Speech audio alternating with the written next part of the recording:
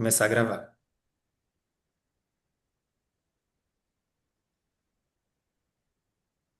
Douglas, está gravando aí também? Tá gravando aqui, pode começar. Show, show de bola. Então, boa noite para todo mundo, boa noite, comunidade Serra Tech Dev, né? Todos aqui são parte. Muito bom ver vocês aqui de novo para a gente inaugurar mais uma jornada de aprendizado e de crescimento profissional, né? Hoje a gente vai começar oficialmente com a formação em blockchain, que vai uma trilha pensada exclusivamente para vocês que são da comunidade Serra Tech Dev, que são residentes formados nos programas de qualificação do Serra Tech e que seguem agora firmes com a gente nesse grupo, né? E a gente tem muito orgulho de dar esse passo junto com um parceiro especial, que é a ECOA PUC Rio, por meio do projeto TIC em Trilhas, né? Eles têm uma experiência muito boa com educação continuada e se destacam com formações práticas que são flexíveis, né? Questão de horário e que têm impacto real. Essa formação que a gente está trazendo para vocês de blockchain, ela tem duas trilhas que são duas trilhas voltadas para blockchain, né? A introdução à blockchain e outras DLTs, que seria a primeira trilha, e programação de contratos inteligentes com Solidity. Essas duas trilhas somam 64 horas de conteúdo, e dentre esses conteúdos tem desafios práticos, mentorias ao vivo, e depois da conclusão tem certificados digitais, né? A Cláudia depois vai poder explicar melhor essa parte do certificado também.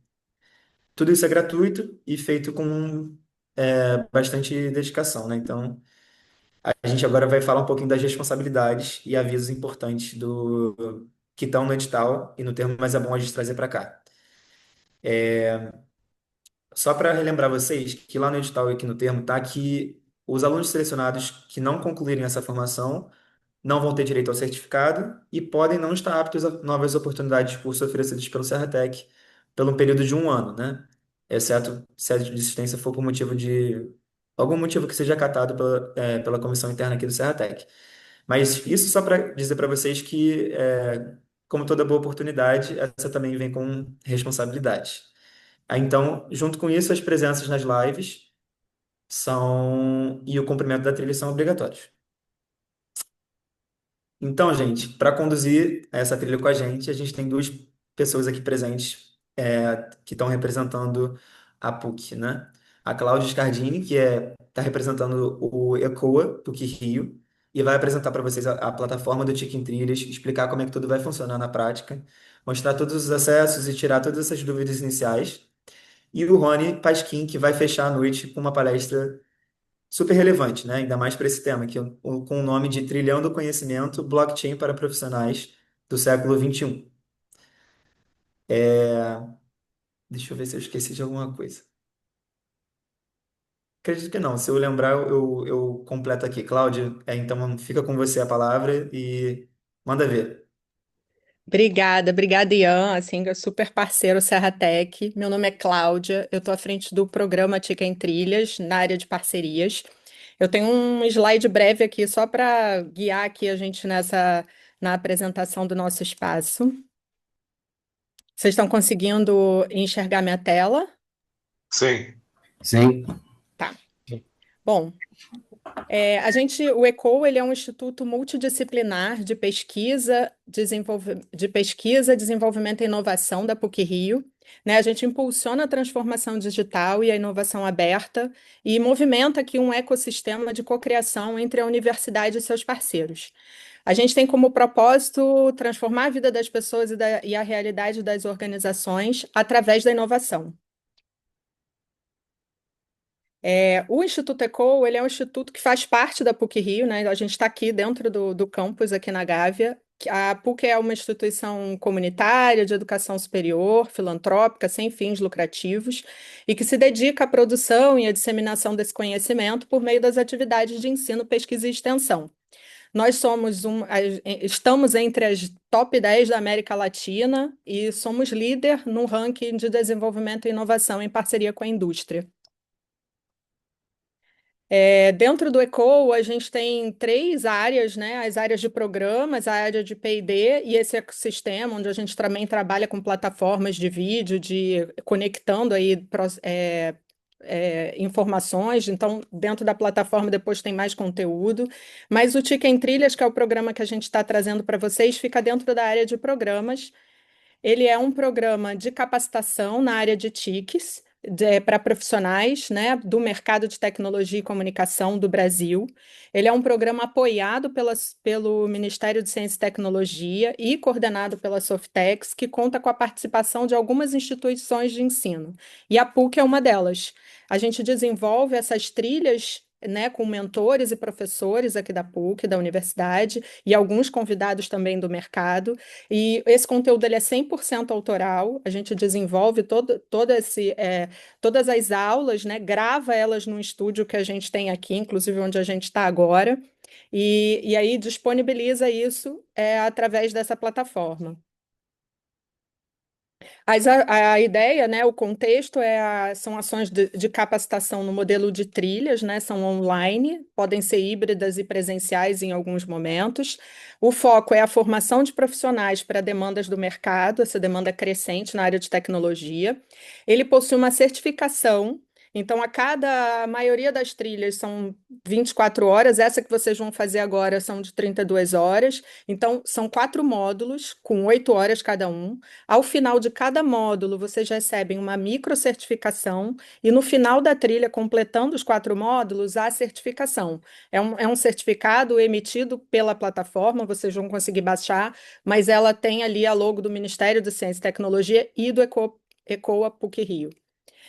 O foco disso é trazer conteúdo com foco de empregabilidade e geração de renda. A gente utiliza aqui e busca os programas de parceria para a gente poder ter um alcance maior na divulgação dessas trilhas. O Serratec é um super parceiro nosso.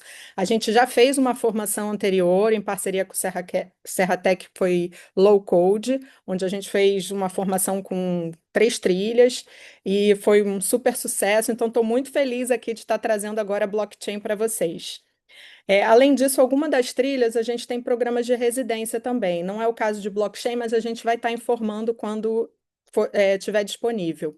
Nosso público é amplo, ele vai desde estudantes de ensino médio, passando por jovens de 18 a 24 anos sem acesso ao trabalho, já mais com potencial interesse na área de tecnologia, estudantes de graduação da área de computação, estudantes de graduação de outras áreas de tecnologia, né? Ciência, engenharia e matemática, estudantes de graduação de áreas sociais e humanas, e também profissionais de outras áreas que desejam ingressar na tecnologia ou querem fazer uma mudança de carreira. A gente tem uma gama grande de trilhas, né? Mas hoje a gente está trazendo aqui essa formação que é blockchain, que eu falei um pouquinho do programa de residências, deixei esse slide só para dizer que ele também existe dentro do Ticket Trilhas, né? E a formação de blockchain, como o Ian falou no início, ela é composta por essas 2 trilhas, que é blockchain, é, a introdução à blockchain e outras DLTs, e programação de contratos inteligentes com Solidity. Eu vou interromper aqui um pouquinho e vou entrar só rapidamente na plataforma com o link para vocês entenderem um pouquinho como que vocês vão fazer a inscrição na plataforma. No final aqui da aula do Rony, o Juan vai encaminhar, né, esse link com exclusivo. Isso é legal falar também. Essa turma ela é exclusiva Serratec, então é um link que vai direcionar vocês para a inscrição nessa trilha e a gente vai acompanhar vocês dentro da plataforma nessa turma exclusiva. Então, só alunos do Terratec vão entrar nessa turma, né? Nesse que a gente consegue ali dando um acompanhamento. A gente vai ter um grupo de WhatsApp também, onde vocês vão receber informações adicionais e a gente vai poder estar tirando dúvidas lá. Eu vou estar lá, tem uma equipe do Serratec também, Rony, e uma monitora que vai acompanhar vocês nesse processo. Vou passar rapidamente, só porque acaba tirando um pouco de dúvidas, apesar da gente ter um vídeo que vai junto com esse material explicando um pouquinho mais depois para vocês. Deixa eu Ô, Cláudio, interromper. deixa eu só te Oi. interromper Ah, rapidinho, sim, fica à aproveitar vontade. que você falou do que é a turma exclusiva, né? Então você falou da Sim, certificação, né? isso. Como ela falou, vocês vão ter certificações, microcertificações a cada módulo e a certificação da trilha, que também é emitida pela plataforma do Tiquim Trilhas, mas vocês também vão ter a certificação Serratec a partir do momento que vocês concluírem as 2 trilhas que estão planejadas para essa formação. No final, tem esse terceiro certificado que é dessa formação que a gente está iniciando hoje, que tem uma data de início e data de fim. Além disso, gente, é importante que para participar é pré-requisito ter assinado o termo de compromisso, tá? Então, quem ainda não assinou, hoje é o último dia, já com prazo estendido para vocês poderem assinar. Então, se vocês não tiverem recebido, se tiver acontecido algum problema, manda e-mail lá para o puc_blockchain@serratec.org, tá? Vou até mandar aqui no chat depois que eu terminar de falar, para a gente resolver se tiver algum problema, tá bom? Pode Voltar seguir. aqui, vou voltar aqui e compartilhar, tô com tela trocada aqui, peraí.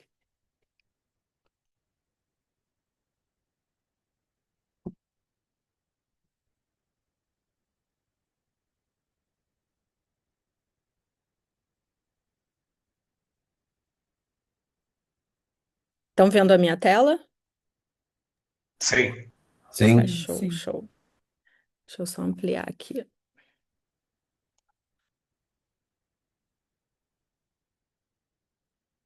Bom, para ver se eu consigo fazer com ela reduzida, que eu não estou conseguindo Não, ampliar ela aqui, né? Oi? melhor deixar. Melhor achar assim, né?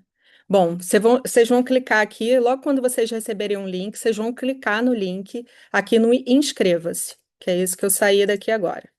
Vocês vão preencher ali o e-mail de vocês. Vou botar aqui.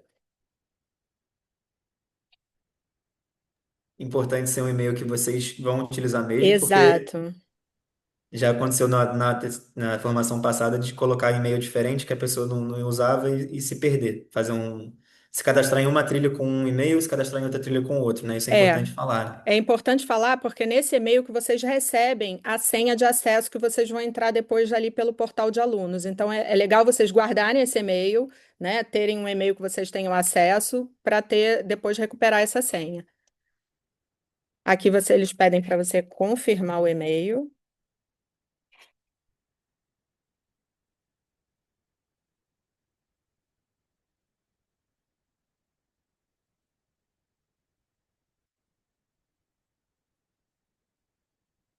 Aí ele abre aqui um link para vocês cadastrarem.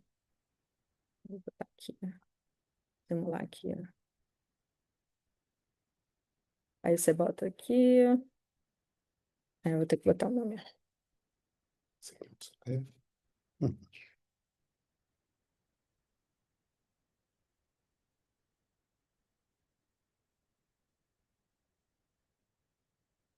Então, seleciono uma opção.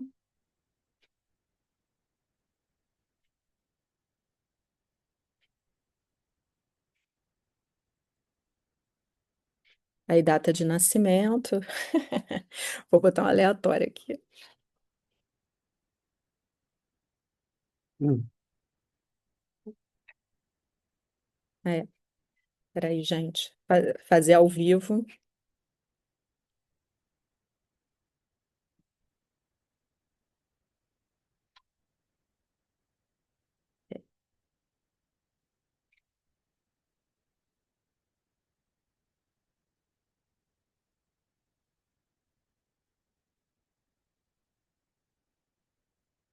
Lembrou? Mas é preencher basicamente o endereço de vocês.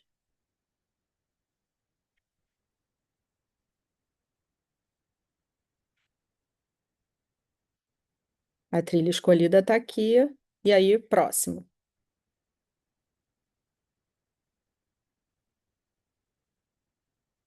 Aí inscrição realizada com sucesso. Você vai verificar no e-mail que vocês vão receber a senha já de acesso. Vocês entram aqui pelo portal do aluno, onde vocês vão depois colocar o e-mail que vocês cadastraram e essa senha que vocês receberam. Se tiverem também alguma dúvida, eu acho que acabou assim, é um passo a passo, mas como vocês vão receber depois também um vídeo com essa gravação, qualquer dúvida também a gente vai estar lá no grupo de WhatsApp para tirar quanto à inscrição, qualquer dificuldade de acesso à plataforma. Acho que eu já passo a bola aqui para o Rony, vou interromper meu compartilhamento. Show. Aí, antes de você passar para o Rony, deixa eu só esclarecer, porque teve gente Tá. perguntando por e-mail, Ah, tá. né? Para ficar claro para todo mundo. Assim que terminar aqui essa aula inaugural, pessoal, vocês vão receber por e-mail três links, né? O link para cadastro na primeira trilha, que é a introdução a blockchain e outras DLTs, que é fazer esse procedimento que a Cláudia acabou de simular. O link para entrar no grupo de WhatsApp, onde vocês vão ter acesso ao suporte com a monitora, tá? E o vídeo de orientação de como entrar na plataforma, que é isso que a Cláudia está falando. Então, vocês vão receber esses três materiais. E assim que vocês entrarem no grupo do WhatsApp, no dia seguinte, ou daqui a alguns dias, a gente envia o link dessa gravação, para esse caso vocês queiram consultar. Então, Rony, seja bem-vindo aí e tá contigo. Olá, pessoal, todo mundo me ouvindo direitinho? Perfeito. Beleza. Então, é um prazer estar aqui. É, eu acho que eu já talvez tenha falado com alguns de vocês na trilha de low code, não lembro agora se eu. Na Já- live de É, lançamento.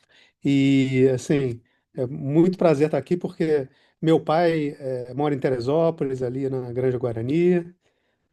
Eu já morei um tempo em Teresópolis, então é muito legal, assim, tá, tá falando com o pessoal aí de uma terra que é familiar assim para mim, né? Teresópolis, Petrópolis, Guapi, muito lugar legal aí que eu gosto muito. Então, assim, vamos compartilhar aqui com vocês um assunto que eu acho que é muito bacana, mas que tem uma dificuldade grande que é uma curva de aprendizado um pouco íngreme no começo, e aí eu vou tentar hoje destrinchar isso um pouco para melhorar essa curva de aprendizado. É, eu vou usar a mesma metodologia, de certas formas, aqui, que a gente está disponibilizando no curso lá para vocês, mas é legal aqui que aí a gente pode interagir melhor. Estou super feliz que a gente tem aqui umas 80 pessoas, então, assim, fico super feliz aí. Parabéns, pessoal, Ian, Douglas, né? O pessoal super engajando aí, a galera que é muito, muito importante. E aí, vamos aproveitar isso aqui. Vocês podem me interromper, fazer perguntas, eu vou tentar ficar monitorando o chat, mas se não, podem dar um toque aí que eu tento responder e a gente destrinchar isso para facilitar até quando vocês forem fazer o curso, mas também não se preocupa não, que tá tudo lá bem destrinchadinho, não só em vídeo, como lá no curso também tem e-book, então tem material de referência, tem várias maneiras para tudo, a gente tentar destrinchar esse mundo, porque essa curva de aprendizado tem uma outra vantagem, né? Que é dar justamente para quem está trilhando isso junto com a gente um pezinho na frente aí dos outros que ainda não vão conhecer essa tecnologia, que por mais que já tenha aí um tempo que já era para estar razoavelmente maduro, a gente ainda vê muita, muita coisa que ainda vai acontecer, né? Então, deixa eu compartilhar minha tela aqui. Vocês me avisam se está direitinho. Estão vendo? Estão, né? Uhum. É bom que a Cláudia está aqui do meu lado, dá para eu colar aqui da tela dela e ver que está direitinho. Então, gente, então a Cláudia já mostrou para vocês a trilha, né? Vocês vão acessar pelo link de vocês. E nós temos duas trilhas, que é a de introdução aí na direita, a de introdução à blockchain e DLTs. É, por que DLTs, né? Na verdade, blockchain é um subconjunto de DLT, que é tecnologia de registro distribuído, Distributed Ledger Technologies, e a outra de programação de contratos inteligentes usando Solidity. E aí uma coisa muito legal, eu acho que assim, o pessoal aqui tem um perfil um pouquinho puxando mais para o técnico, né? Se eu não estou enganado, e vão cursar a trilha de contratos inteligentes. E uma coisa que eu acho muito legal de ensinar programação com Solidity para blockchain é que a gente tem que manter as coisas simples, porque você tem um custo de executar um programa de contratos inteligentes, em especial na plataforma mais utilizada no mundo, que é a plataforma Ethereum, tem um custo para tudo que você faz. Então, não é que nem hoje que a gente está acostumado outro dia, né? Hoje em dia, que a gente tem o nosso celular e a gente tem um poder computacional muito maior do que o que colocou o homem na Lua no nosso bolso, o que é uma loucura, né? Mas como tem um custo dessa computação nessa nuvem, nessa plataforma em blockchain, a gente tem que simplificar. Então, isso significa que a programação também é simplificada. Então, é uma maneira muito legal de ensinar programação, até para quem não conhece. Eu já tive oportunidade de ensinar para o pessoal que não é de computação, o pessoal que é de direito, o pessoal que é de design, o pessoal que é de até outras áreas, assim, psicologia. Então, é muito bacana que dá para todo mundo acompanhar. Então, assim, eu acho que é bastante acessível, e vale a pena. Então, assim, vamos tentar aqui é, dar uma base para vocês.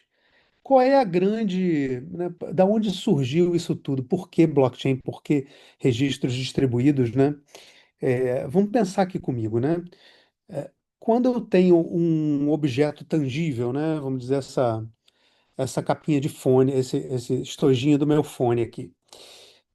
Se eu vendo o meu objeto para a Cláudia, que está aqui do lado, né? Se eu vendo para ela, eu não tenho mais. Então, essa venda é bem simples, é bem fácil de entender o que está acontecendo. Eu posso vender para ela isso, ela me paga em dinheiro. Não sei se vocês lembram, né? Dinheiro é aquele Pix impresso. Alguém lembra? Né? Aquele negócio que é uma nota. Não sei se alguém ainda usa. Então, ela me paga em dinheiro, ela não tem mais esse dinheiro para usar. Então, isso é uma coisa que acaba sendo bastante simples de entender, né? Que a gente não tem mais esses objetos, passa de uma mão para outra e acabou. Só que aí o que que acontece quando a gente tem ativos digitais?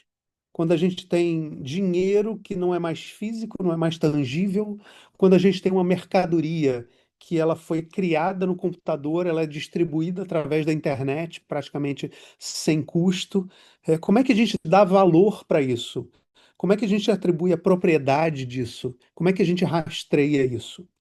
Então, essa é a dificuldade, né? Se eu tenho uma obra de arte, por exemplo, digital, ela tem valor? Eu diria que sim, né? Quem criou aquela obra de arte empresta um valor para ela através do seu trabalho e aquilo deve ser valorizado. Mas como é que a gente vai dizer, ok, eu tenho esse arquivo, a Cláudia também tem esse arquivo. E aí? É, é, como que eu vou poder ter um pagamento atribuído a esse valor da obra de arte se o arquivo é o mesmo para todo mundo? Eu tenho que ter um rastreamento dessa distribuição de valor, dessa transferência de ativos. Então, isso que a blockchain veio resolver. Isso é uma coisa que já se tenta resolver já há muitos anos, né? Desde da década de 90, pelo menos, já é uma coisa que é cogitada, como isso vai resolver, já tem trabalhos feitos isso, né? E uma das maneiras de resolver, vocês já conhecem, que é, por exemplo, vamos pensar no Pix, né, que todo mundo aqui usa, né? O Pix, reparem que aqui embaixo está escrito o quê, né? Powered by, né?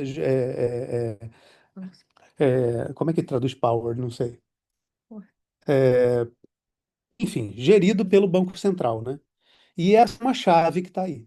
Ele tem uma centralização. Ou seja, para o Pix funcionar, todos os bancos têm que usar o mesmo sistema centralizado do Banco Central, que permite esse sistema que funciona muito bem, tá?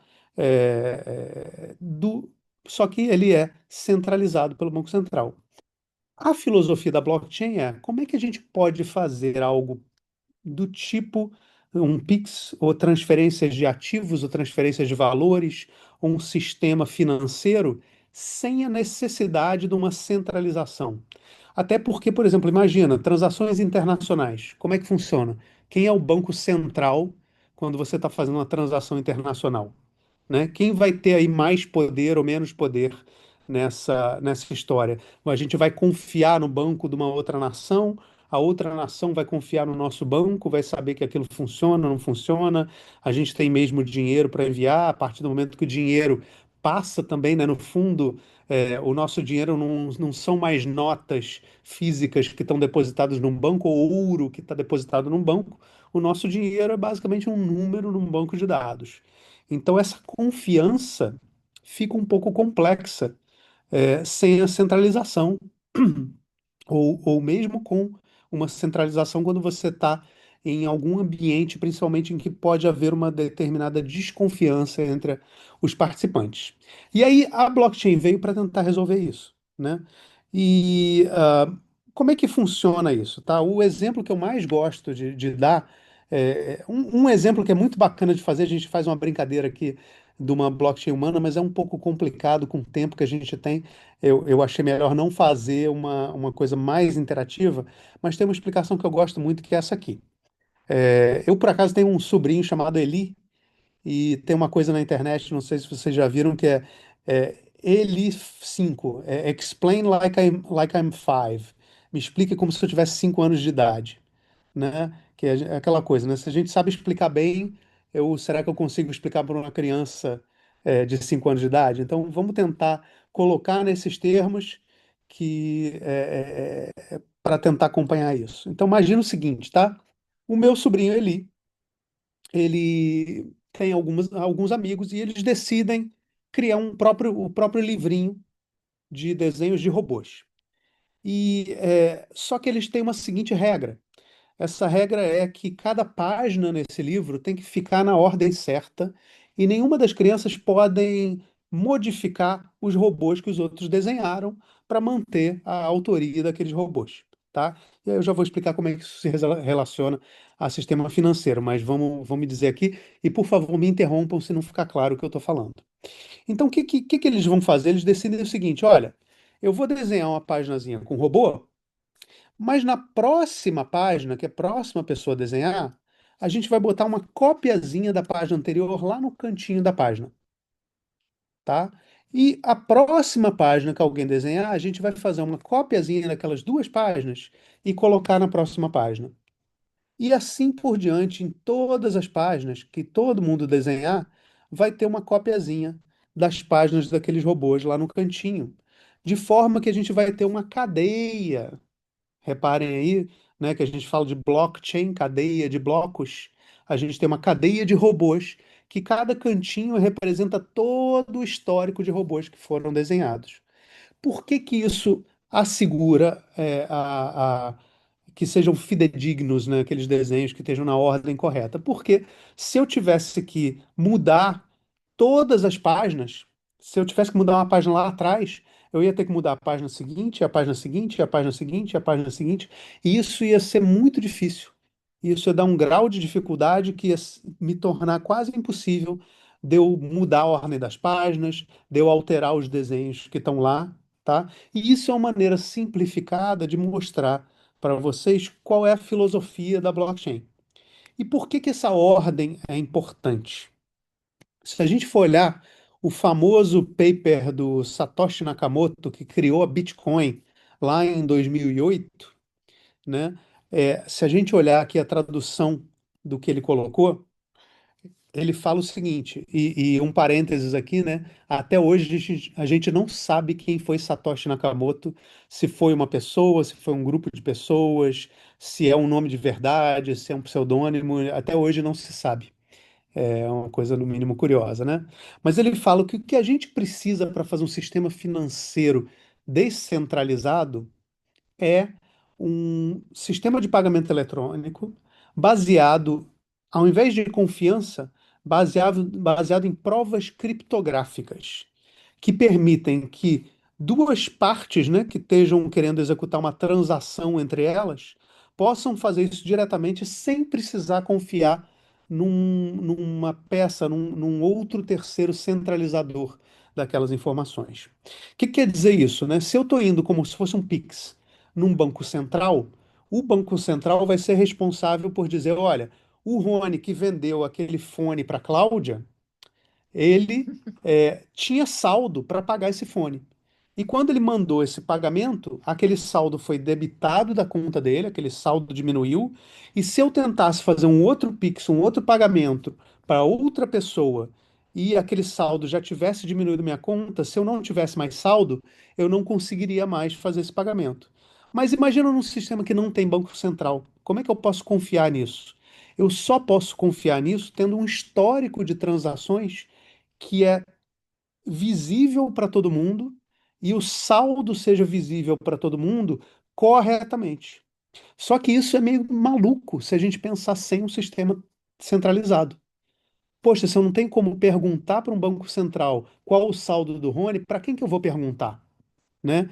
E aí, justamente esse sistema de um registro de transações descentralizado responde essa pergunta: qual é o saldo do Rony agora?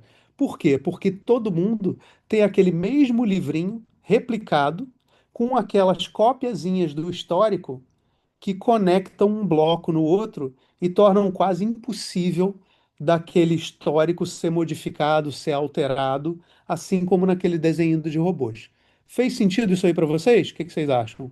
Tá, as coisas estão se encaixando ou ainda está muito abstrato? Me responde aí no chat que eu tô conseguindo ver o chat aqui, ou faz um joinha. Legal, legal, que bom, tá fazendo sentido. Bacana. E assim, qual é um segredo aqui para vocês, né? Qual é uma das dificuldades que a gente tem é que, tudo bem, eu estou explicando para vocês, e aí a gente teve, não sei, uns 15, 20 minutos aqui para eu explicar, mas olha só, né? Vocês lembram quando apareceu o Pix, alguns anos atrás, né? Em 2 semanas estava todo mundo usando o Pix, porque era um sistema muito fácil de entender.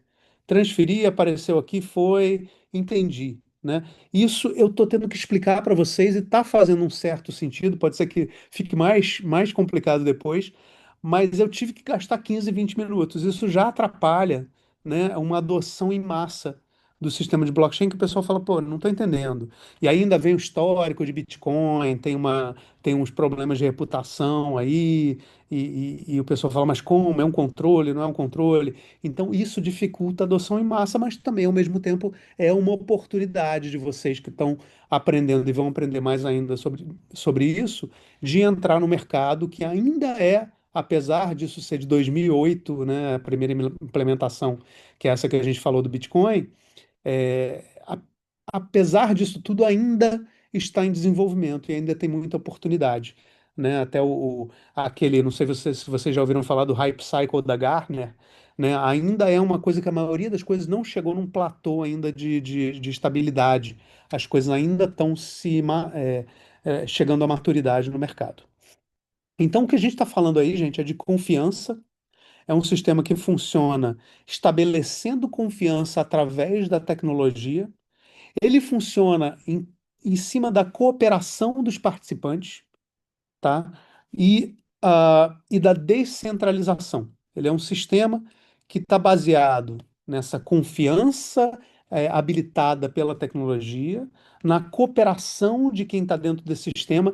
É interessante que a matemática do sistema ela estimula que as pessoas participem, ajudando o sistema a ser mais confiável, é mais é mais lucrativo eu cooperar com o sistema do que eu tentar burlar o sistema para o meu próprio ganho. Isso é uma coisa bem interessante. E essa descentralização, ou seja, não ter esse ponto central, o que significa que é uma coisa democrática, uma coisa inclusiva, né? Por exemplo, na Bitcoin, ninguém é responsável por abrir uma conta para você.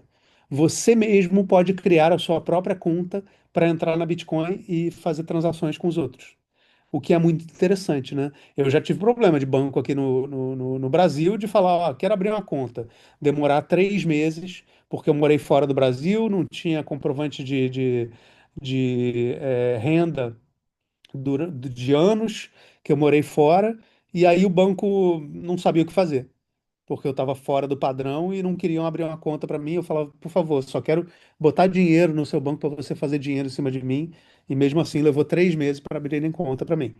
Isso não acontece num sistema descentralizado, por exemplo, com a Bitcoin, que eu poderia eu mesmo criar uma conta e entrar no sistema.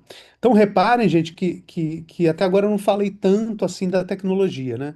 Eu acho interessante focar nessas coisas da confiança, da cooperação e da descentralização, mas vamos entrar um pouquinho na tecnologia, né? E eu gosto sempre de lembrar que tecnologia é uma coisa que está a serviço da humanidade, né? Tecnologia ela deve ser aplicada para apoiar a vida humana. Ela não é um fim em si, mas sim ela é um meio para melhorar a nossa vida, tá? Então, eu sou a pessoa menos ludita do mundo, adoro tecnologia, sou entusiasta de tecnologia, mas eu acho importante a gente sempre lembrar disso. E aí, coisas que vocês vão ver no curso, né? E entender melhor como é que funciona essa rede ponto a ponto, peer-to-peer, que habilita essa cooperação descentralizada. Outras coisas que a gente vai ver vão ser as chaves criptográficas, que é uma coisa super interessante. Talvez alguém aqui já tenha usado para, por exemplo, se você tem uma MEI ou algum tipo de PJ, você tem um contador, você tem uma chave, um token para assinar os seus documentos e você deixa com o contador para ele assinar por você, aquela chave é uma chave criptográfica que identifica a sua assinatura por um sistema. E a gente usa esse mesmo tipo de tecnologia, que, por sinal, um parênteses, tá? Isso foi criado lá na década de 70, basicamente muito pelo trabalho do David Chaum, que é um dos pais da criptografia. E isso não é tão novo assim, né? E já é utilizado em muita coisa. E tem muito trabalho super interessante aí a gente pode viajar, falar de criptografia quântica, falar de criptografia à prova de computadores quânticos, tem muita coisa interessante, mas basicamente a grande chave, exatamente, literalmente aí, da tecnologia blockchain é essa criptografia que permite a gente sequenciar esses blocos, é, é, assinando as transações que entram nos blocos. E aí, além de assinar essas transações, a gente vai também aprender sobre os hashes, que os hashes são coisas bem interessantes, que o hash é um algoritmo que pega uma quantidade basicamente arbitrária de informação, pode ser uma frase ou pode ser um livro inteiro, podem ser petabytes, gigabytes de informação. A Mariana falou que, legal, Mariana, você é física. Criptografia quântica é um negócio bem interessante, né? Você já deve ter visto aqueles candelabros, né, dos computadores quânticos, é uma coisa bem interessante. E a gente, em computação, já está pensando em como lidar com esse tipo de coisa, né? Mas não precisa se preocupar, não, gente, que, assim, quando começar a causar problema, a gente vai ter que revisar todo o sistema criptográfico, até o sistema bancário vai ter todo que ser revisado para lidar com isso, mas isso já está sendo estudado, podem ficar tranquilos. Mas realmente é muito bacana, Mariana. Então, assim, o que que é esse sistema de hash?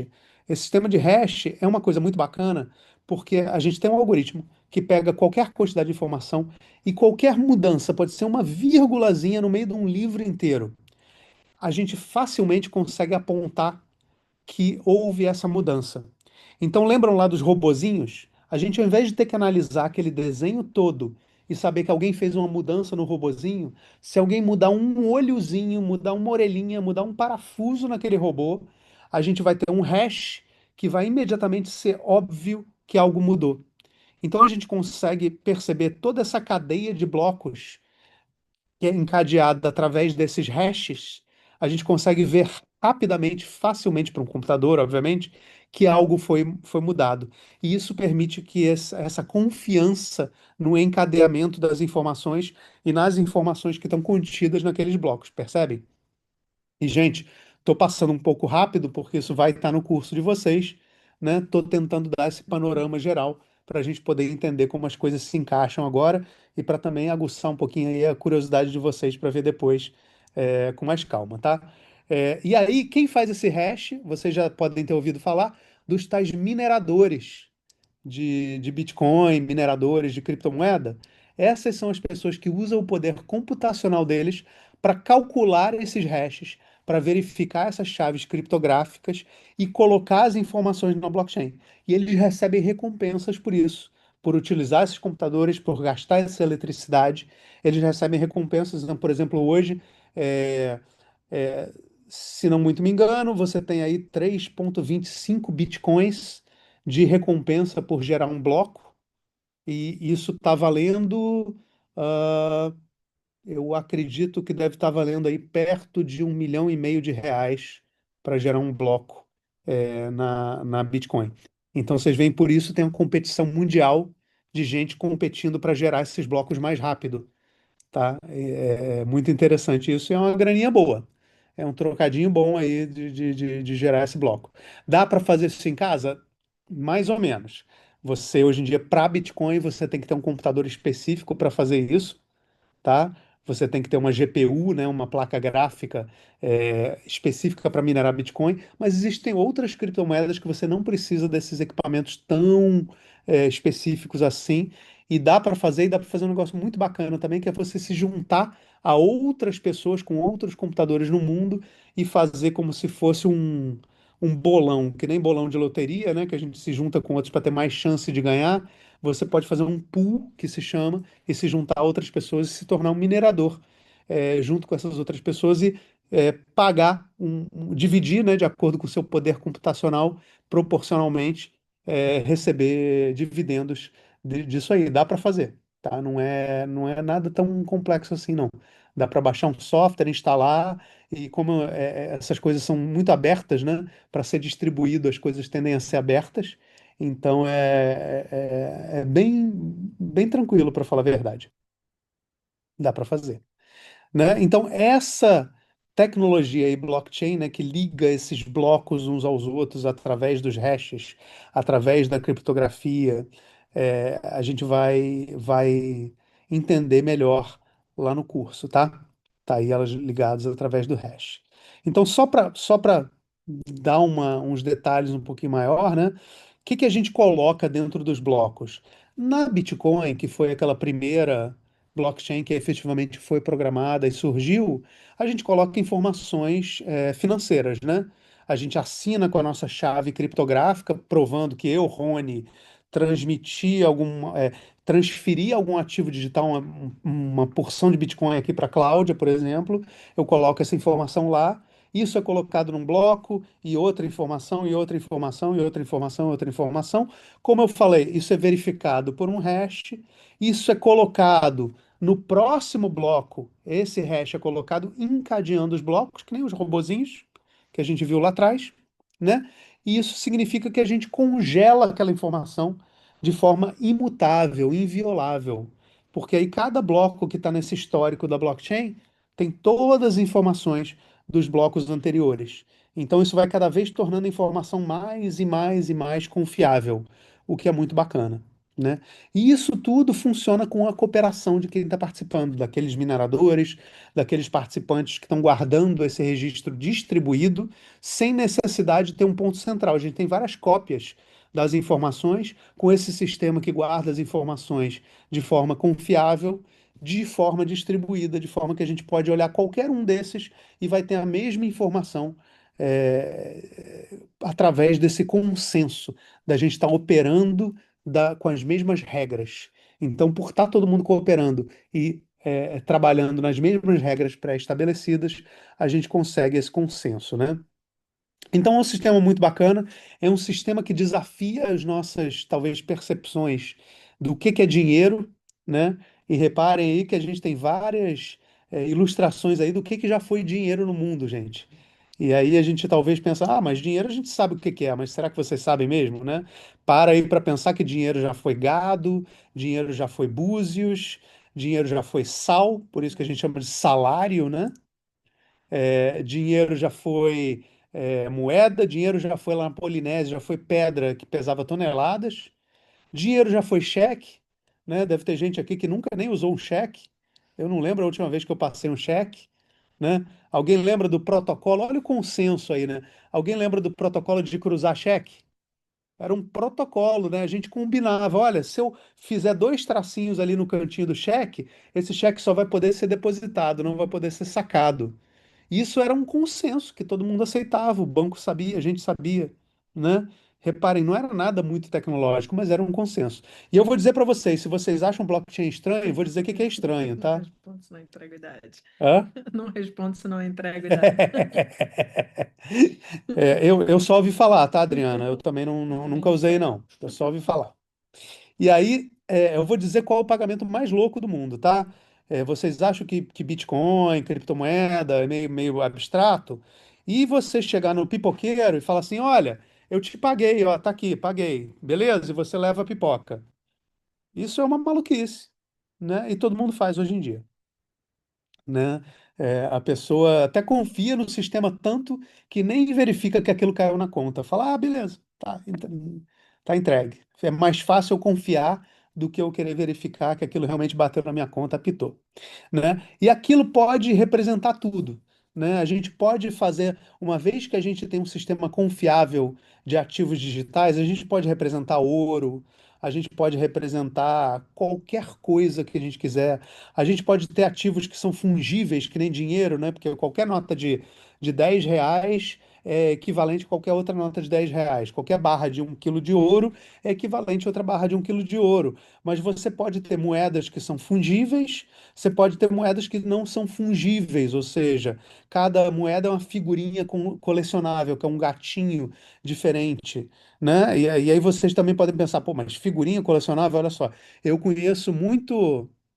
Isso, é verdade, Carla. Tem lugares que tem mumbuca, né? Tem outros lugares com moeda própria, e isso é completamente legítimo e pode ser habilitado por blockchain, tá? É perfeito, um perfeito uso para isso. É boa observação. E aí é uma moeda que você pode levar uma moeda que fica naquela comunidade, né? Suportando, e apoiando uma comunidade local, que é um negócio muito bacana. Então, assim, só voltando aos ativos não fungíveis, né? Eu conheço muito, os NFTs, exatamente, Rafael. É, eu conheço muito marmanjo de barbado que já foi a muito shopping a 2 horas de distância trocar figurinha de álbum de Copa do Mundo.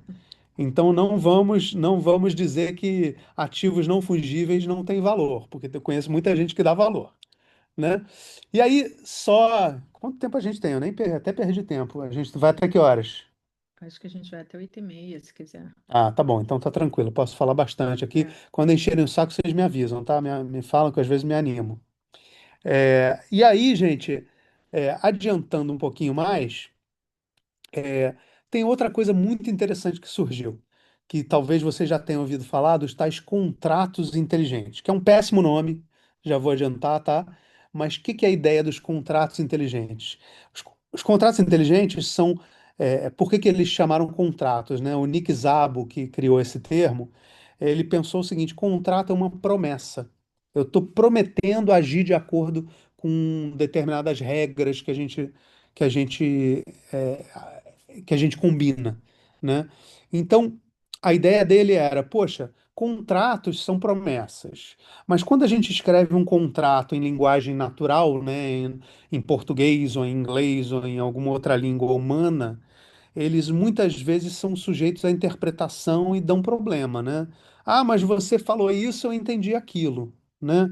Aí quem gostar aí de filosofia também, lembrar do meu filósofo favorito, Wittgenstein, sabe que linguagem é uma coisa muito, muito imprecisa, né? A gente ouve o que a gente quer ouvir muitas vezes. Então, é por isso que a gente acaba tendo que contratar advogado, né? Adoro advogado, gente. Se tiver advogado aqui, acho uma profissão maravilhosa, muito útil e muito necessária quando a gente está lidando com contratos. Não tão necessária se a gente pegar esses contratos e colocar, continua sendo necessária, mas se a gente colocar isso em linguagem de computador. Por quê? Porque computador é burro, tá? Computador é um bicho burro, a IA, por enquanto, não vai ouvir isso e ficar ofendida.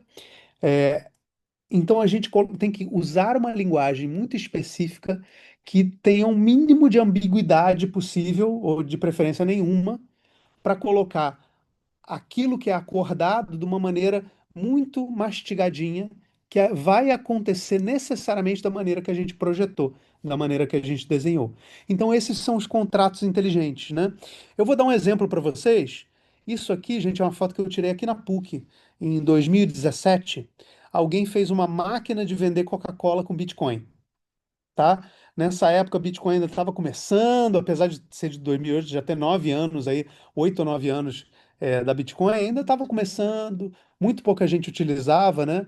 Mas essa máquina tinha um endereço de Bitcoin que eu poderia mandar Bitcoin para lá e ela detectava que caiu dinheiro naquela conta e aí deveria me entregar uma latinha de refrigerante. O que que aconteceu? A máquina não funcionou, eu mandei Bitcoin para essa máquina e não estou esperando até hoje a minha Coca-Cola. Eu nem gosto de Coca-Cola, foi só para testar. Estou esperando até hoje, a máquina não funcionou. Eu falei, ah, tudo bem. Essa Coca-Cola que eu teria recebido, se eu tivesse guardado esse Bitcoin, provavelmente ele estava valendo aí umas 200 vezes, Pois é, não tem como pedir reembolso. E aí, Rafael, essa é uma observação interessante, né? Sistema descentralizado tem muitas vantagens, também tem desvantagens. Para quem que eu vou pedir reembolso? Para quem que eu vou pedir estorno se não tem uma centralização, né? A coisa complica em determinadas horas, né? Não necessariamente, Diego, não necessariamente vigarice, não necessariamente scam, né? Mas as coisas acontecem e você, se você não prevê alguma coisa, por exemplo, né? O que que seria um contrato inteligente dessa máquina, tá? Vamos analisar isso aí para a gente ver exatamente isso que a gente está falando. Se eu botei aí um pseudocódigo, né? Se a criptomoeda recebida for igual a o equivalente aí a R$ 7 e o botão apertado for Coca-Cola, então a máquina tem que dispensar Coca-Cola. Esse é o meu contrato, essa é a minha promessa. Então vamos pensar, o que que acontece aí se eu mandar R$ 7? Vamos assumir que eu consiga mandar reais, né? Seria bitcoins, seria alguma outra criptomoeda. Mas se eu mandar sete valores, sete moedas para essa máquina e apertar o botão, ela vai fazer o quê? Vai me entregar Coca-Cola. Se essa promessa for cumprida, se essa máquina que eu mandei a Bitcoin tivesse um contrato inteligente, ou tudo acontecia ou nada acontecia. Infelizmente, ela não tinha, ela tinha só um outro sistema sem contrato inteligente. Então, quando ela não me deu a Coca-Cola, essa operação recebeu a criptomoeda, mas não me deu a Coca-Cola. Se fosse um contrato inteligente baseando essa operação, ela ou teria me dado a Coca-Cola e recebido o dinheiro, ou nada teria acontecido. Percebem? Então, essa operação não teria entrado para a blockchain e esse valor nunca teria saído da minha conta. Teria sido melhor. No caso, eu perdi o valor porque não operava com um contrato inteligente. Mas deixa eu perguntar para vocês, vocês que eu estou vendo que estão prestando atenção aí. Se eu mando o equivalente a 8 moedas, R$ 8 que seja para essa máquina, e aperto o botão, o que que ia acontecer?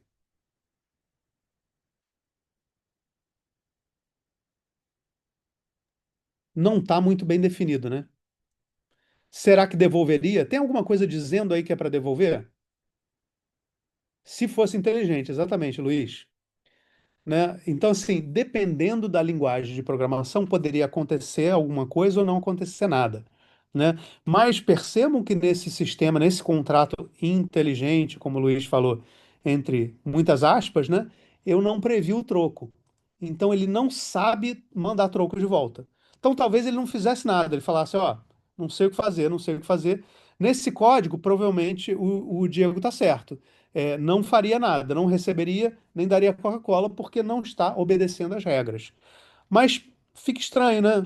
Seria melhor se eu fizesse uma coisa mais completa, pensasse no troco, pensasse o que que acontece se recebe menos, se recebe mais, etc, etc, etc. Outra coisa, por exemplo, se eu sou o dono dessa máquina, a máquina recebeu 7. Se eu sou o dono, como é que eu tiro esse dinheiro da conta da máquina e transfiro para minha conta da pessoa que é dono da máquina? Também não está aí, né? Então eu tenho que prever isso tudo.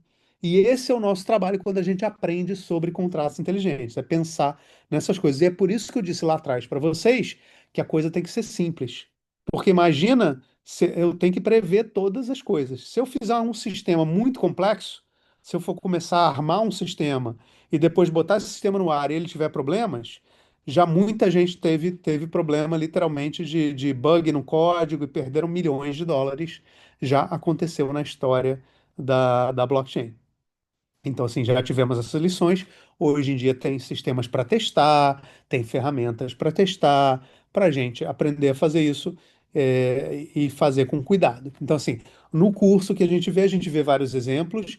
Ele é um curso introdutório, então eu não necessariamente vou mostrar para vocês ferramentas de teste unitário, mas eu vou dar a base para vocês poderem pegar isso, entender os conceitos, experimentar com esses conceitos, testar sem perder dinheiro, sem perder criptomoeda de verdade.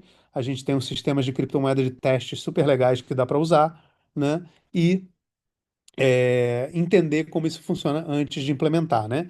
E aí, para entender de novo como isso funciona, né? Lembram que lá atrás eu falei para vocês que entravam na blockchain transações financeiras? Como é que funciona isso quando a gente tem contratos inteligentes? Simplesmente, ao invés de ter só transações financeiras, a gente tem, além de transações financeiras, resultados da execução desses programas dos contratos inteligentes.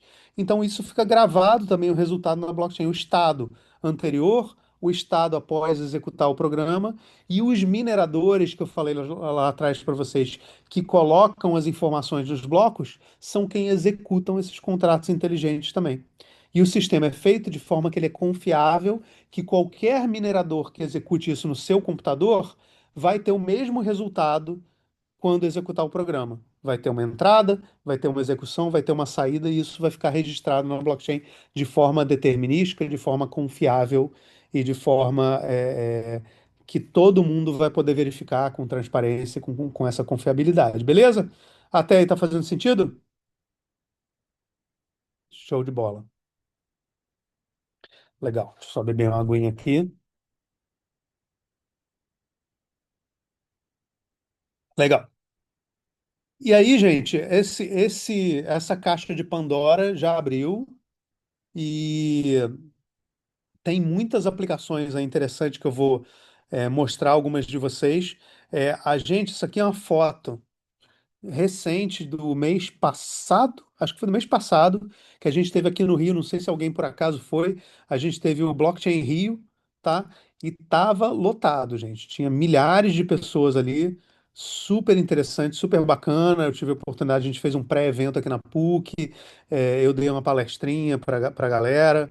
E teve muitas palestras interessantes, muito projeto interessante, muita gente interessada assistindo. E aqui tem uma outra foto do evento, tá? Foi super bacana e dava para ver, tava até confuso esse palco aí, eram quatro palcos, um de trás para o outro, assim, no meio você assistia com fone de ouvido, né? E a gente vê que é um mercado, uma área que tá bem avivada, tá? Então é muito interessante vocês estarem aí interessados, porque tem realmente mercado. A gente vê aí iniciativas, por exemplo, aí a gente tem iniciativas do governo, desde 2015 aí sendo feitas e ainda acontecendo. A gente andou tendo umas notícias que eu não gostei muito, não, confesso para vocês. O Drex, que está saindo agora com algumas limitações, ele ainda está planejado para ser feito em blockchain, mas no momento eles limitaram o escopo do Drex, que é o real digital, ou seja, é o real, a moeda oficial do Brasil em formato digital, tá? No momento eles limitaram muito o escopo do que vai ser feito, mas tem bastante outros projetos aí. Tem um projeto do governo do Paraná para usar blockchain IA, que é para fazer fiscalização de compras, que é bem interessante.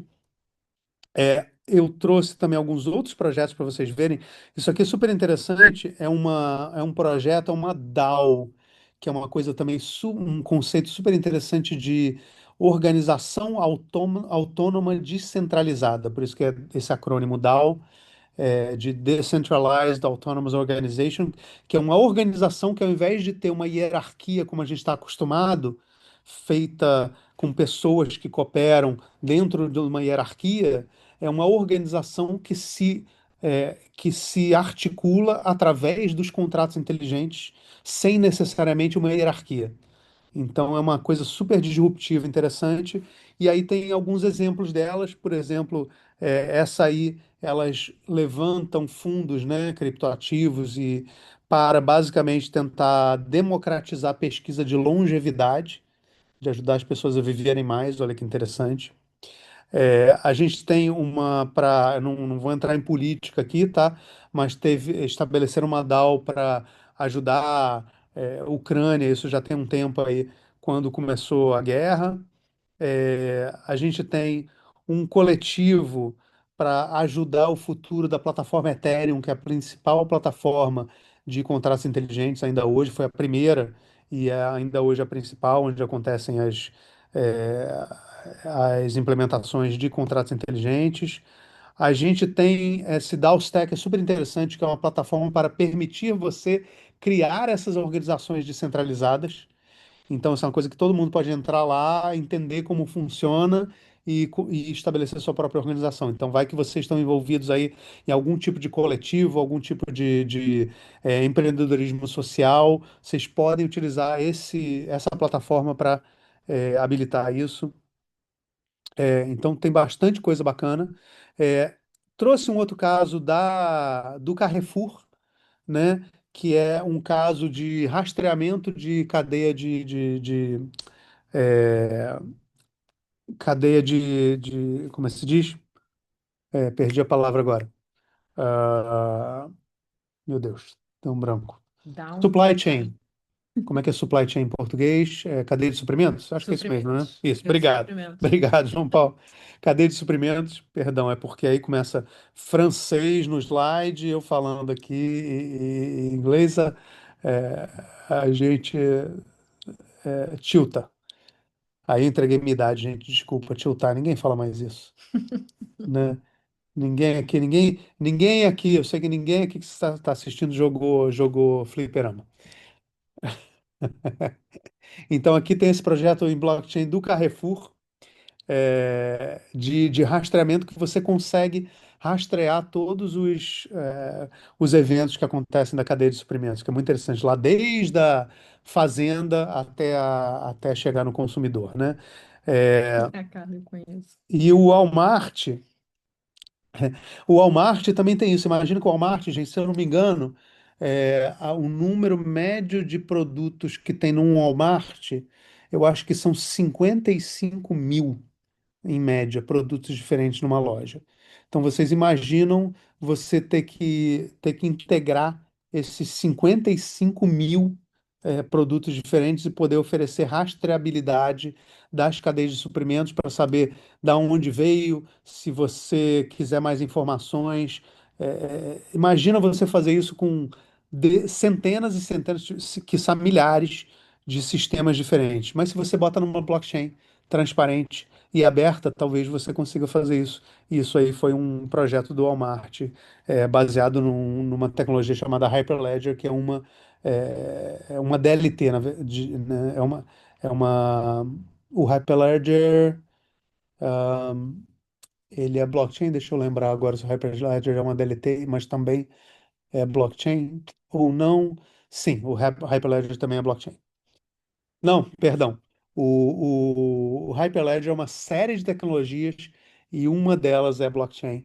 Não necessariamente todas que estão debaixo do guarda-chuva do Hyperledger, tá? Deixa eu ser preciso aqui.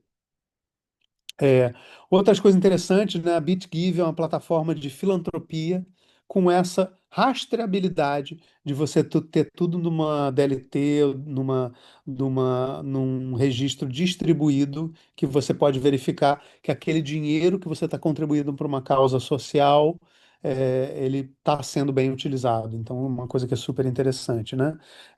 Um exemplo é a BitGive, o outro é a Giveth.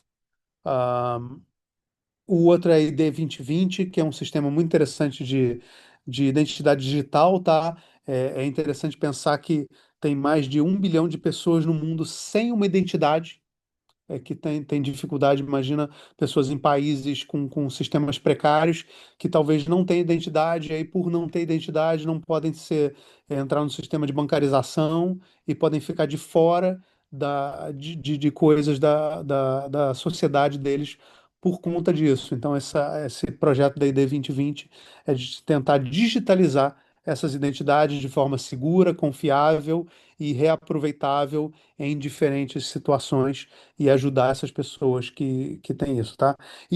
Assim, não vou nem dizer só países precarizados, não, tá? Eu não sei se vocês sabem, mas nos Estados Unidos, por exemplo, não existe um sistema de identidade federal. Identidade lá, não, você tem um sistema de certidões de nascimento que é estadual, por exemplo, e não existe uma lei federal que estabeleça a identidade. Então, muita gente nos Estados Unidos que não tem carteira de motorista não tem uma identidade, tá? É uma questão muito interessante aí. E aí, muitas vezes, existe até uma questão complicada aí, que é na hora de votar, elas vão votar com que identidade? Se elas não têm como comprovar, além de uma certidão de nascimento que não tem foto, não tem muito detalhe. É uma questão complexa aí, tá? E aí estamos falando de Estados Unidos, com problemas de identidade. É, falando em votação, né? Isso aí, a Votem, a ideia é usar o sistema de blockchain para habilitar eleições transparentes, auditáveis, seguras, né? Num sistema aberto que pode ser verificado por várias pessoas que podem verificar aquele código aberto ali. É uma ideia bem interessante, tá? Ah, é, a Bext, parece nome de Bet, mas não é. Essa Bext 360. A ideia aqui é também de prover um sistema de reutilizável de verificação de supply chain, de cadeia de logística, né, de cadeia de suprimentos, que é naturalmente uma coisa que é bem alinhada com os princípios da blockchain. Então, por isso que aparece muito aí nos exemplos. A Energy Web, já tive a oportunidade de falar com o pessoal dessa, dessa iniciativa. Eles juntam várias empresas de energia para falar de como essas empresas de energia, que muitas vezes são competidores entre si, ou seja, não se confiam, podem utilizar blockchain para cooperar, para trocar informações, para fazer determinadas iniciativas de descarbonização. Então, é uma coisa bem interessante. A gente tem também mais supply chain com essa VeChain. É, o IPFS é uma coisa bem interessante, tá? Que é o que se chama Sistema de Arquivo Interplanetário, por isso IPFS. E aí os nerds de computação adoram, né? A gente adora esse nome, esses nomes malucos. Então vamos chamar de interplanetário. Por que não, né?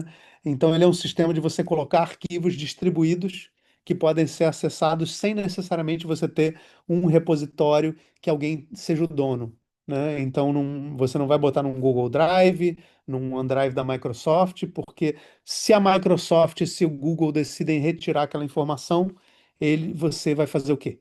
Né? Você está sujeito a essa centralização. Então é interessante ter um sistema que justamente seja descentralizado e não tenha alguém com poder hegemônico ali em cima daquilo. E aí tem outras coisas muito interessantes. A gente aqui da PUC, em cooperação, por exemplo, com a Petrobras, eu participei desse projeto que é super bacana. É o SG Token, né, um token de responsabilidade social e governança, né, e ambiental, que basicamente, o que que a gente fez, né? A gente fez um espelho das contribuições que a Petrobras faz para as comunidades, é, no entorno da onde a Petrobras tem operações, e aí a gente ajuda na rastreabilidade daqueles recursos que a Petrobras distribui para aquela comunidade. Então, isso tem a ver com aquelas moedas sociais que a gente falou antes também, né, um pouco, mas a gente consegue fazer um espelho e dar uma rastreabilidade para isso, o que é super bacana, né? Demonstrando aí, porque a Petrobras faz isso, faz isso muito bem, tem sistemas que já provém essa transparência, mas é interessante você ter um sistema que vai poder é, não terceirizar, porque não está outorgando a um terceiro, mas o próprio sistema, a própria tecnologia dá essa transparência para as informações, né? O que é muito bacana. A gente também tem é, coisas de programas de combate à fome que utilizam blockchain para ajudar né, nas inovações que podem apoiar esse tipo de programa. Ah, com assistência aí de milhões de dólares utilizando tecnologia blockchain para ajudar nesses esforços, né? E reparem que aqui está powered by Ethereum, ou seja, usa o Ethereum, que é a plataforma que a gente explica para vocês como utilizar na programação de contratos inteligentes, porque foi a primeira plataforma e é ainda mais utilizada. Inclusive, interessante também, como é código aberto, ela também, os mesmos princípios e literalmente a mesma linguagem de programação Solidity que é usada no Ethereum, também pode ser usada em outras plataformas. Você tem Polkadot, você tem Solana, você tem outras plataformas que usam a mesma linguagem. Então, não necessariamente você vai ter que aprender Rust para utilizar blockchain, você vai poder, mesmo em outras plataformas que não sejam Ethereum, você vai poder utilizar o Solidity e é a linguagem mais, eu diria, mais madura para a programação de contratos inteligentes. Ah, tem vários projetos aí bem interessantes. E por que que eu acho interessante, gente, vocês começarem agora? E aí eu tentei levantar alguns dados aí, ainda bem relevantes para nosso panorama atual, né? A gente tem ainda pouca gente operando, né, em relação à necessidade de mercado, pouca gente entrando com conhecimento para o mercado de blockchain. A gente tem recursos gratuitos como o Ticket Trilhas que a gente está oferecendo para vocês. Dá um diferencial se o seu objetivo, né, é procurar emprego numa área talvez um pouco diferente, mais específica. Você pode abrir esse leque aí para os empregadores que estejam procurando gente da área de blockchain, ou se você quiser empreender também tem muitas oportunidades. Tem um potencial de inovação muito grande, principalmente nessa área de prevenir fraudes por ser um sistema que dá confiabilidade pela própria tecnologia, diminuir burocracia, né? Como você transfere essa confiabilidade para os contratos inteligentes, você não precisa que tenha alguém humano ali, né, verificando isso. É, tem um crescimento grande aí de vagas remotas e flexíveis, inclusive. Ah, Inclusive 80%, isso é um dado recente, das empresas relatam dificuldade para tentar contratar gente que entenda de blockchain no Brasil. Tá vindo aí ainda mais regulações, integração de blockchain em vários setores aí, inclusive agro, jurídico, seguros, energia, etc. E aí espera-se que vão ter mais vagas ainda surgindo por conta de necessidade disso. É, Tem bastante investidores, tá? 2019 a gente tinha um panorama aí de 200 mil de média de investimento e hoje em dia mais de 4 milhões de reais em 2023. Isso de investimento e o movimento, principalmente em criptoativos, tá? Mas o movimento, no geral, já movimenta 18 bilhões de reais aí por mês, segundo essa fonte que eu botei na tela, né? Então, assim, tem uma valorização, tem salários aí bem valorizados, perfis bem valorizados.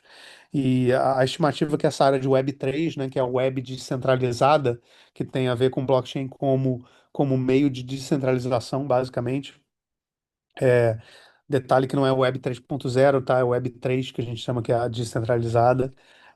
Mas no mundo adicionou aí 100 mil profissionais só em 2024. Então tem muita coisa aí rolando. Como eu mostrei para vocês ali espelhado aí pelo Blockchain Rio, a gente viu muito movimento aí. Eu acredito que tem bastante oportunidade, tá? Então como é que a gente começa, gente? A gente começa com os fundamentos. Tô aqui, falei pra caramba já, mas para aguçar, espero eu, a curiosidade de vocês em entender melhor e com mais detalhes, né, de blockchains e DLTs.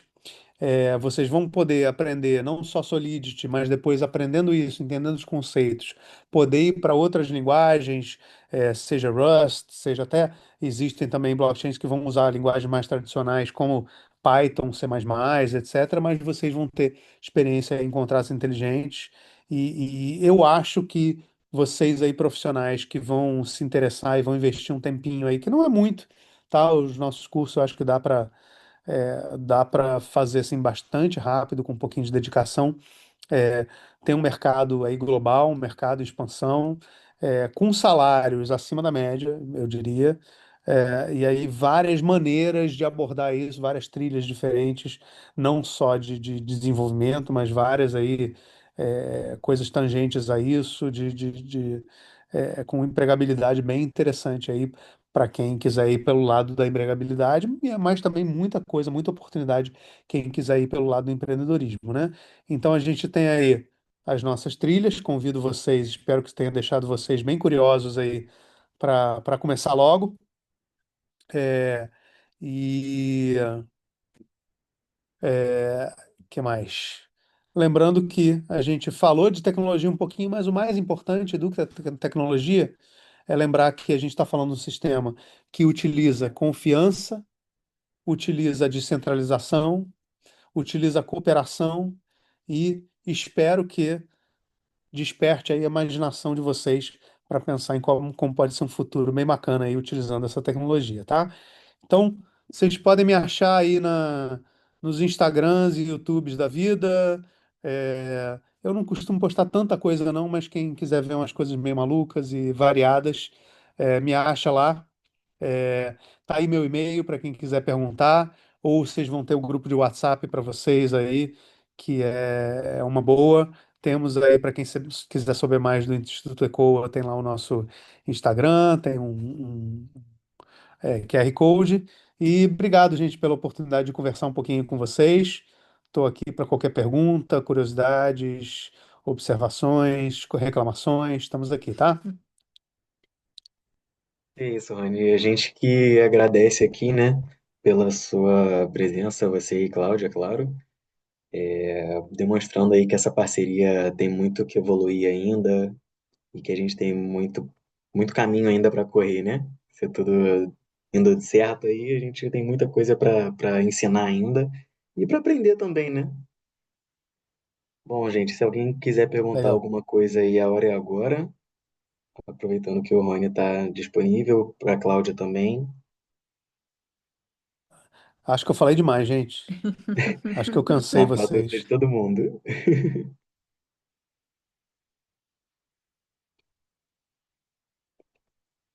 Tem gente botando coisa no chat. Obrigada, pessoal, também.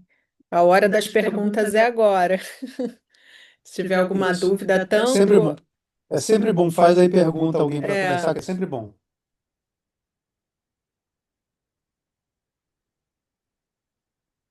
Se alguém tem alguma pergunta assim sobre criptomoeda, sempre quis saber, mas Bitcoin não é usado para, sei lá, para fazer lavagem de dinheiro, para não sei o quê. Pode perguntar, tudo a gente lida.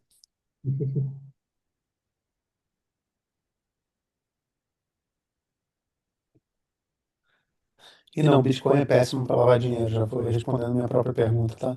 Por quê? Porque eu falei para vocês que é tudo aberto, distribuído, então não é uma boa.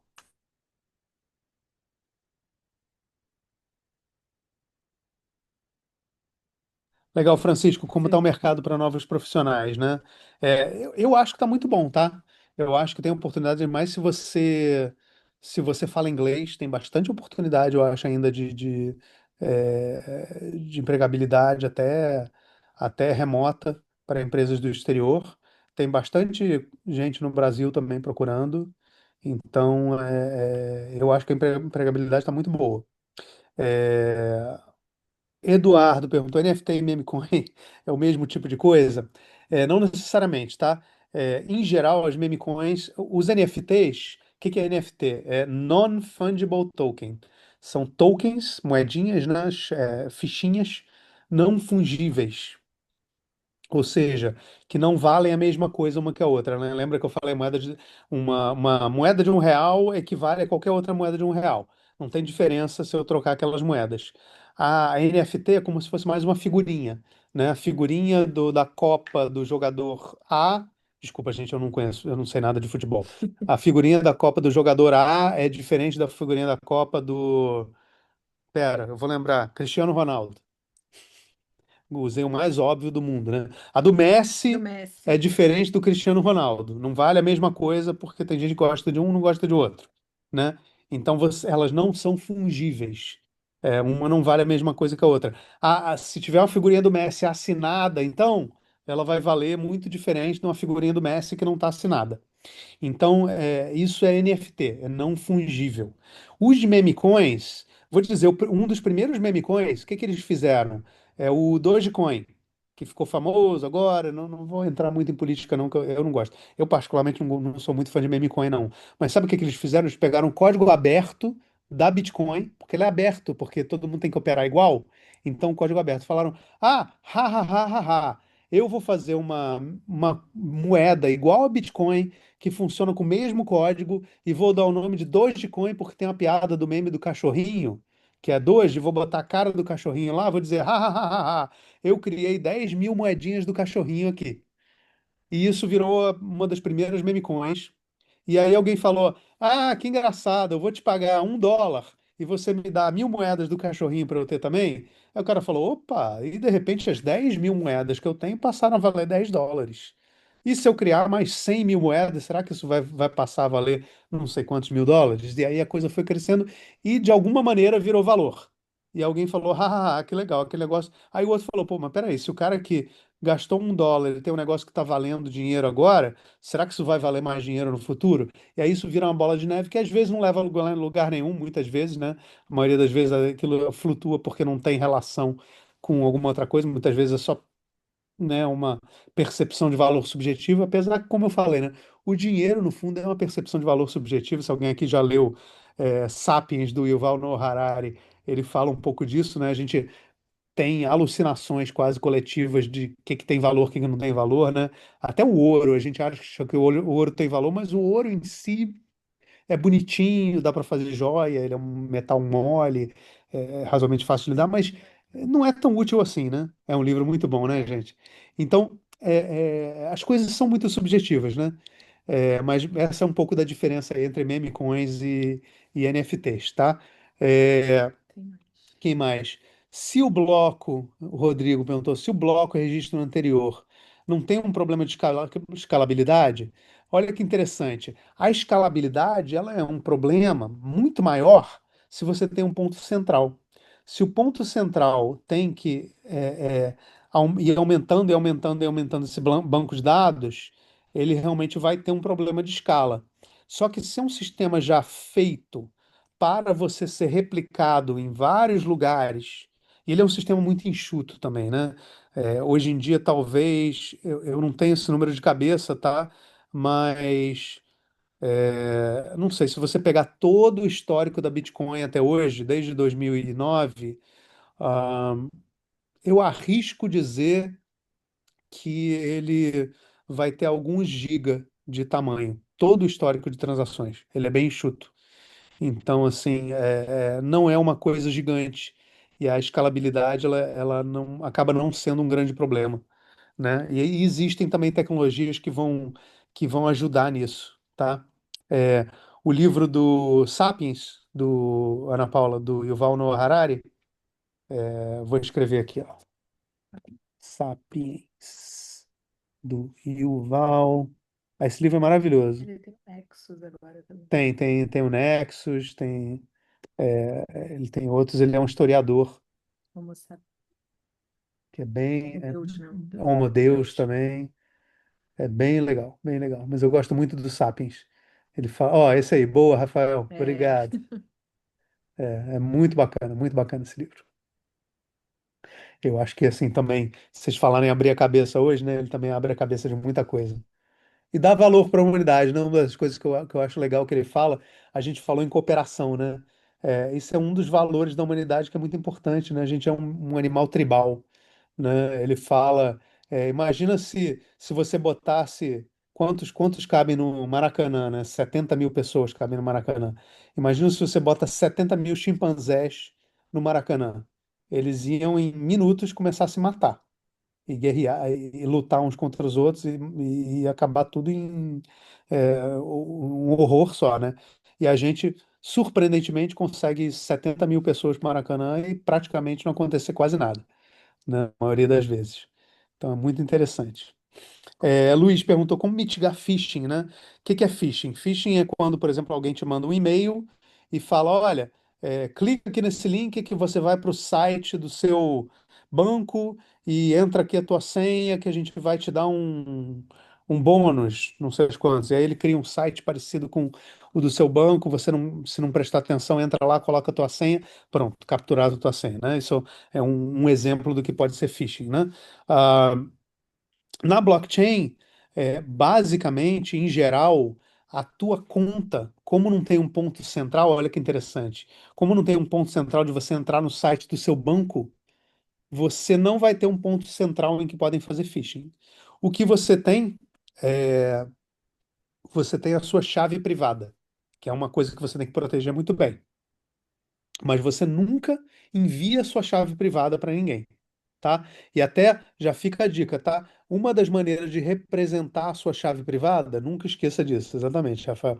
Uma das maneiras de representar a sua chave privada é uma coisa chamada BIP39, que é um padrão que você codifica a sua chave privada em 12 ou 24 palavras, que isso você consegue derivar esse número da sua chave privada nessas palavras secretas.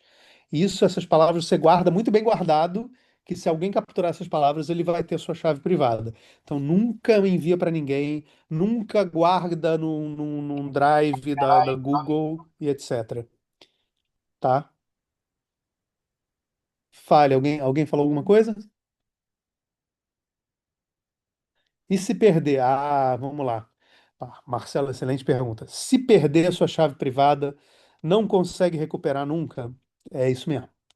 Tá? E tem casos aí, tem gente que sabe que tem um HD, que tem um caso na Inglaterra famoso, de um cara que sabe que começou a brincar com Bitcoin lá atrás, quando não valia nada, botou num HD a chave privada dele, fez uma limpeza em casa, esqueceu, o HD foi para um lixão e tá lá até hoje. Se ele não recuperar, não tem como recuperar. Essa é uma desvantagem de você não ter centralização, né? Eu diria. Por outro lado, você sabe que ninguém pode não sei, vamos dizer, um governo de outro país quer congelar os seus bens. Não tem como, se eles não tiverem controle sobre sua chave privada, né? Então, assim, tem prós e contras sempre, né? É, Quando morre, interessante, assim, tem que pensar nessas coisas.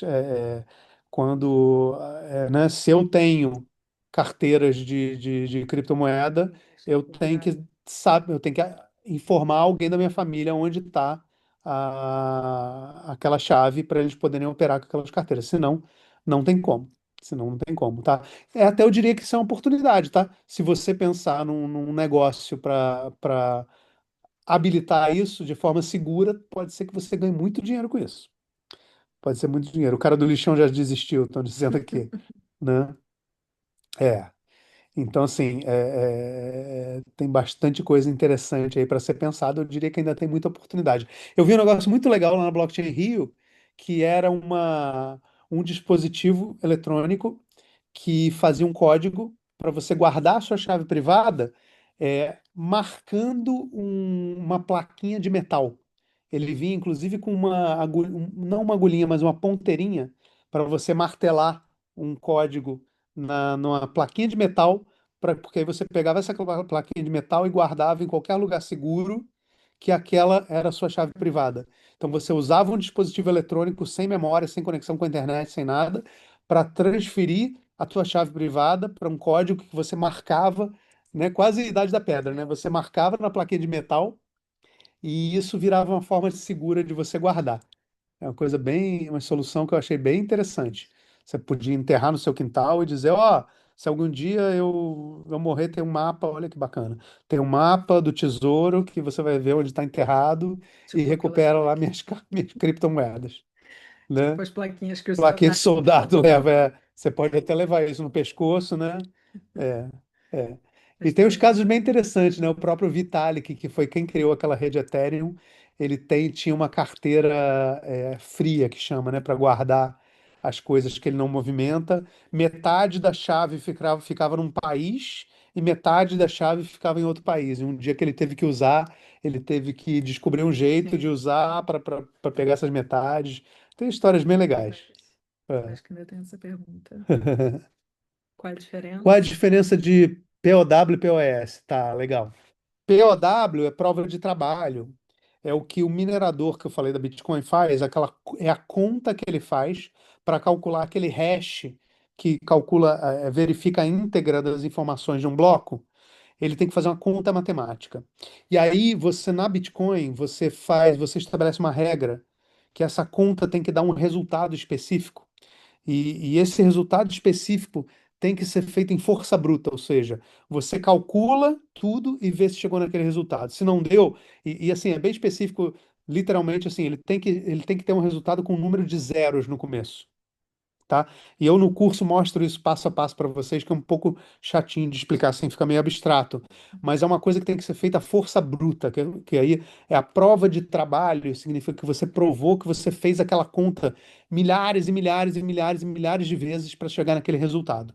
E isso gasta muita energia porque é computação, você tem que usar placas gráficas, GPUs, para calcular isso milhares de vezes para chegar naquele resultado antes dos outros, né? Aquela corrida de tentar chegar antes dos outros. Isso é POW, ou Prova de Trabalho, Proof of Work. O POS, ou Proof of Stake, que é hoje em dia, como por exemplo a rede Ethereum funciona, ele é uma prova de participação. Como é que funciona isso? Você tem que, para poder participar como minerador da rede, você deposita uma calção, tá? É caução com U, CAU, de você deposita um dinheiro razoável, tá?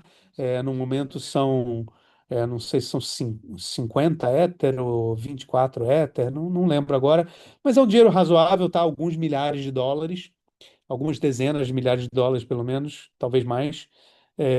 E você, se participar do sistema e alguém verificar que você não está seguindo as regras, que você está fazendo conta errada, que você está usando software errado, que você não está contribuindo direito para o sistema e as outras pessoas verificam isso, você pode perder a sua caução. Então, você arrisca aquele dinheiro que você botou ali como garantia. E essa é a prova de participação. Para participar, você tem que botar esse dinheiro ali para poder participar. Só que isso é muito mais barato em termos de energia. Você não precisa competir em termos de fazer milhões e milhões de contas ali para chegar naquele resultado competindo com os outros. Isso é a diferença entre prova de trabalho e prova de participação. E não são as únicas maneiras que existem da gente chegar em consenso, tá? Existem outros algoritmos aí também, além do POW e do POS. Mas boa pergunta, legal. É, Acho que Putz, o Pedro falou que tinha uma Trezor e esqueceu a senha. Eu tenho medo disso, Pedro, eu confesso. Eu tenho uma carteira, eu tenho um Ledger físico também e vou te dizer que eu não uso, porque eu tenho medo de esquecer essa senha. E eu vou te dizer que eu já perdi senha de NFT. Eu esqueci, eu escrevi minha senha e não lembro até hoje onde eu botei o papel e já perdi NFT assim, tá? Isso assim, eu acho uma oportunidade boa, gente. Se alguém achar uma boa maneira de guardar senha para os outros de forma segura, putz, Diego, deve ter jeito, não é possível. São dispositivos confiáveis. Espero que tenha jeito. Prende com imã, não sugiro prender com imã na geladeira, não. Não sei qual que o imã pode fazer. Mas assim, gente, ainda é uma coisa que ainda tem, né? Vocês veem que esses até dispositivos que deveriam ser confiáveis, tá vendo aí, tivemos uma ou duas pessoas aqui que já não estão confiando nos dispositivos, né?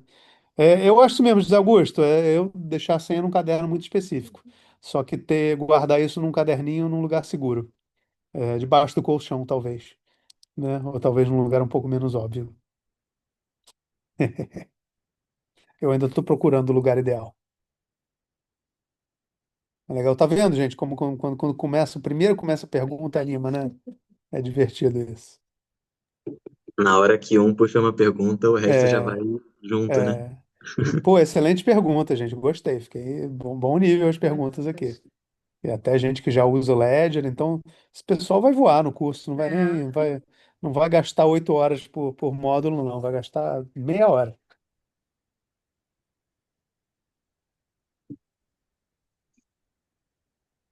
Beleza, gente? Acho que Podemos encerrar por aqui, né? Já vamos que encerrar. E alguém aí ainda vamos tiver estar mais alguma disponíveis pergunta. aí. Vocês vão ter um grupo de WhatsApp. Sim. Bom, gente, então agora a gente agradecer, né, a todo mundo que pôde estar aqui na aula inaugural. Agradecer de novo a Cláudia, ao Rony, por essa parceria, por estar tudo dando certo. E eu quero desejar uma boa sorte. Ah, vamos tirar uma foto? Vamos Tem tirar, que tirar as abrir. fotos, verdade. Queria Quem puder agradecer abrir também, a pessoal, câmera, vocês terem ficado aqui do início ao fim. Todo mundo, eu quem estava puder vendo abrir a aqui, câmera para a gente ninguém poder saiu documentar da, isso da aqui é aula, bom também. aproveitando cada minuto. Queria agradecer aqui em nome do EcoPUC Rio também, a presença de todos.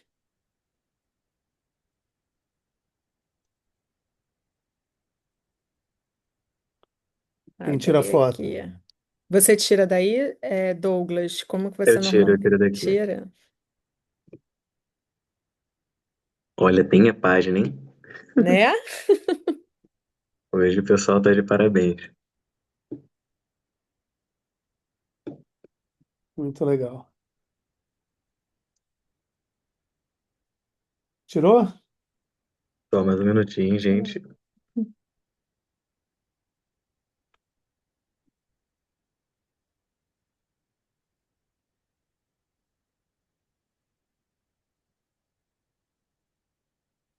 Ih, calma aí, vamos tirar mais uma que a Cláudia tava de olho fechado. Ai, tá. Acho que eu pisquei, hein?